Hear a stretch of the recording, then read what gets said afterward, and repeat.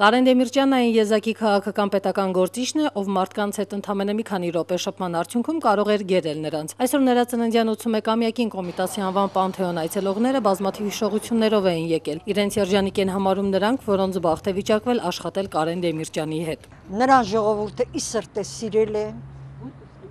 եւ սիրում է։ Ու կարամ ասեմ, որ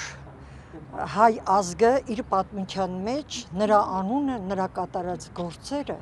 պետք է ոսկե տառերով գրի։ Խիստ ղեկավար ա եղել, շատ խիստ, բայց շատ մարդկային։ Եվ ոչ մեկս իրավունք չունենք սխալ ունենայինք։ Այսօր Պանթեոնում էին նաև քաղաքական տարբեր հայացքներ ունեցող գործիչներ, որոնց միավորել էր Կարեն Դեմիրճյանի հիշատակը։ Նրանցից յուրաքանչյուրը իր գաղափարներից ինչ-որ մաս է գտել Դեմիրճյանի գործերում։ Մեծ գաղափարների ծառայելու համար երբեմն պետք է լինում ինչ-որ մի քայլ ետ անել։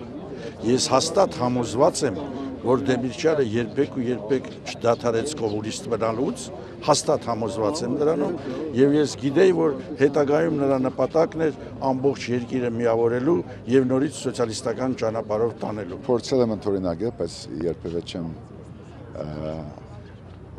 հասցրել այդ բարձունքին, կարծում եմ, որ Կարեն Դեմիրճյանը իր հերոսականության, իր մահկանացու մարդկայնության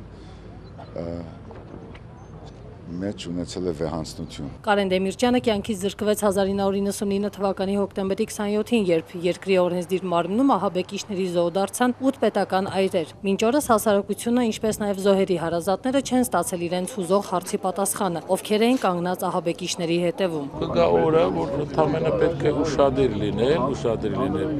եւ պետք չի լինել մեծ պրոֆեսիոնալ, որ հասկանալ, որ այդտեղ կային կազմակերպիչներ եւ միայն դրել կազմակերպիչներին։ Կան մարդիկ, որ իրոք մտահոգված են դրանով եւ իրոք սպասում են այդ ամեն ինչի բացահայտման։ Մարդիկ էլ կան, որ ընդամենը իրանց անձնականի համար են օգտագործում ամենը, ինչ կապված է հոկտեմբերի 27-ի հետ։ Նարին Էրիցյան, Սևակ Մեսրոպյան, Այփ։